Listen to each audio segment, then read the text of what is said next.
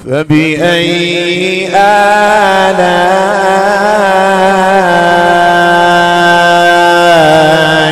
ربكما تكذبان.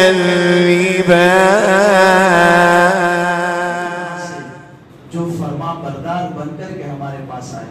تیسرے رکوع میں جہاں دنیا کی نعمتوں کا تذکرہ شروع میں فرمایا، دنیا میں رہے تو دنیاوی نعمتیں، اب جب آخرت میں ہمارے فرما بردار بن کر کے ہمارے شکر گزار بندے بن کر ہمارے پاس آؤ گے تو پھر ہمیں پھر ہم انہیں کیسی نعمتیں دیں گے. اللہ ان کے بارے میں فرماتا ہے وَلِمَنْ خَافَ مَقَامَ رَبِّهِ جَنَّتَانِ، جو اپنے رب کے حضور کھڑے ہونے سے ڈرتے ہیں.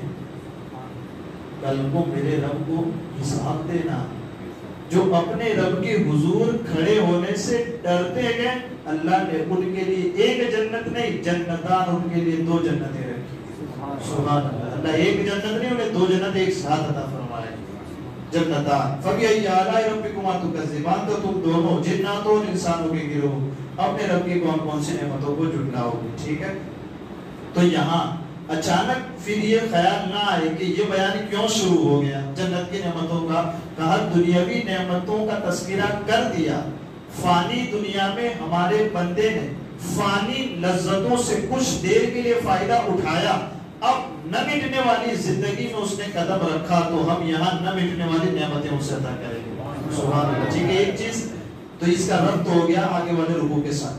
یہاں سے اللہ تبارک و تعالیٰ نے وہ نعمتیں بیان فرمائی کہ جو اس نے اپنی بارگاہ میں کھڑے ہونے سے ڈرنے والے متقی پرہیزگار فرما بردار بندوں کے لیے تیار فرمائی ہے ان نعمتوں کا تذکرہ. ایک معنی اس آیت کا کیا ہے کہ جسے دنیا میں قیامت کے دن اپنے رب کے حضور حساب کی جگہ میں حساب کے لیے کھڑے ہونے کا ڈر ہو اور وہ گناہوں کو چھوڑ دے، فرائض کی بجاوری کرے، تو اس کے لیے آخرت میں رب نے 2 جنتیں رکھی. ایک چیز کیا ڈرتا ہے کہ رب کی بارگاہ میں کھڑا ہونا ہے، تو اس ڈر کے سبب اس دنیا میں وہ گناہوں کو چھوڑ کر کے رب کے فرامین پر عمل کرنے کی کوشش کرتا رہتا، رب کے بتائے ہوئے قانون کو فالو کرتا ہے، اس پر عمل کرتا ہے. اسی معنی کی تائید کرتی ہے دوسری آیت جو اللہ تبارک و تعالیٰ نے قرآن میں فرمائی وَأَمَّا مَنْ خَافَ مَقَامَ رَبِّهِ وَنَهَى النَّفْسَ عَنِ الْهَوَىٰ فَإِنَّ الْجَنَّةَ هِيَ الْمَأْوَىٰ وَأَمَّا مَنْ خَافَ مَقَامَ رَبِّهِ وَنَهَى النَّفْسَ عَنِ الْهَوَىٰ، اور وہ جو اپنے رب کے حضور کھڑے ہونے سے ڈرا اور اپنے نفس کو خواہشوں سے روکا. وَنَهَى النَّفْسَ عَنِ الْهَوَىٰ، نفس تو کہتا تھا نماز چھوڑ دے، نفس تو کہتا تھا چل آج کھیل لیتے، نفس تو کہتا تھا کہ آج میچ وغیرہ دیکھ لیتے، نفس کہتا تھا آج کوئی ڈرامہ وغیرہ دیکھ لیتے، لیکن وَنَهَى النَّفْسَ عَنِ الْهَوَىٰ، اس نے اپنے نفس کو روک کر کے رکھا. اللہ فرماتا ہے فَإِنَّ الْجَنَّةَ هِيَ الْمَأْوَىٰ، یقیناً وہ لوگ جان لے کہ ان کے رب نے ان کے لیے جنت کو رکھا. فَإِنَّ الْجَنَّةَ هِيَ الْمَأْوَىٰ، یقیناً بے شک جنت ہی ان لوگوں کا ٹھکانہ ہے جنہوں نے اپنی خواہشات کو روکے رکھا اور اسے کنٹرول کیا. ان لوگوں کے لیے اللہ نے جنت کا وعدہ فرمایا.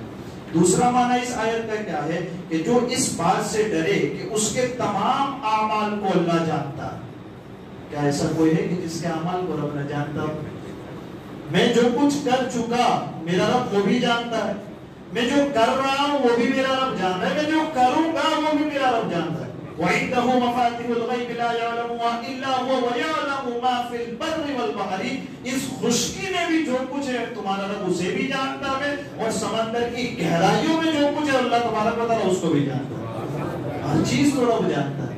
تو بندہ مومن اس دنیا میں زندگی گزارتے ہوئے ایسے گزار رہا ہے کہ میرا رب مجھے دیکھ رہا ہے، اور وہ ڈر کی کیفیت اس کے دل میں گئے. اللہ تبارک و تعالیٰ اس کے سبب اسے 2 جنتوں سے مالا مال فرمائے. یہ چیز اللہ تعالیٰ کے حضور کھڑے ہونے سے ڈرنے والوں کو 2 جنتیں. بھائی یہ کیوں 2 جنتیں اور کس سبب سے 2 جنتیں؟ کا ایک جنت اللہ تعالیٰ سے ڈرنے کے بدلے میں ملے گی، دوسری جنت اور اس نے اپنے خواہشات کو جو روک کے رکھا نا.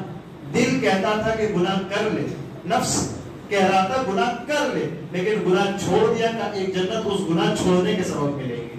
اور ایک جنت ہمارا ڈر اپنے دل میں پیدا کرنے کے سبب ملے گی. دوسرا قول یہ بیان فرمایا جاتا ہے ایک جنت اس کے درست عقیدہ رکھنے کے سبب. اللہ کو کیسا ماننا ہے, نبی اکرم صلی اللہ تعالی علیہ وسلم کے بارے میں کیسا عقیدہ رکھنا ہے, جناتوں فرشتوں کے بارے میں کیسا عقیدہ رکھنا ہے, قرآن کے بارے میں کیسا عقیدہ رکھنا ہے, مرنے کے بعد دوبارہ اٹھائے جانے, قبر و حشر کے بارے میں, تقدیر کے بارے میں کیا عقیدہ رکھنا ہے. کہ وہ جو صحیح عقیدے رکھے اس نے, ایک جنت اس کے لیے, اور صحیح عقیدے رکھنے کے ساتھ ساتھ اس نے عمل صالح کے, نیک عمل کے, دوسری جنت اس عمل کے سبب اسے دی ہے.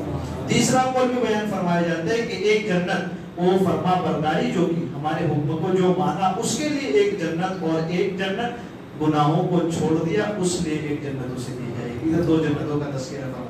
فَبِأَيِّ آلَاءِ رَبِّكُمَا تُكَذِّبَانِ, تو تم دونوں اپنے رب کی کون سی نعمتوں کو جھٹلاؤ گے. جب اللہ تعالیٰ نے تمہارے اعمال کے ثواب کے لیے جنت بنائی تو تم دونوں اپنے رب کی کن کن نعمتوں کو جھٹلاؤ گے. اس دنیا میں بھی بہترین زندگی گزار دی, اور اب جب آخرت میں گئے تو یہاں نہ ختم ہونے والی زندگی عطا فرما کر نہ ختم ہونے والی نعمتوں سے مالا مال فرمائے.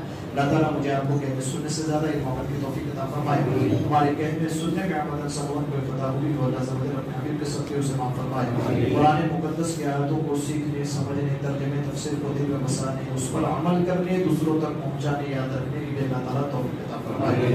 وصلی اللہ تعالی علی خیر خلقہ محمد وعلی آلہ وصحبہ.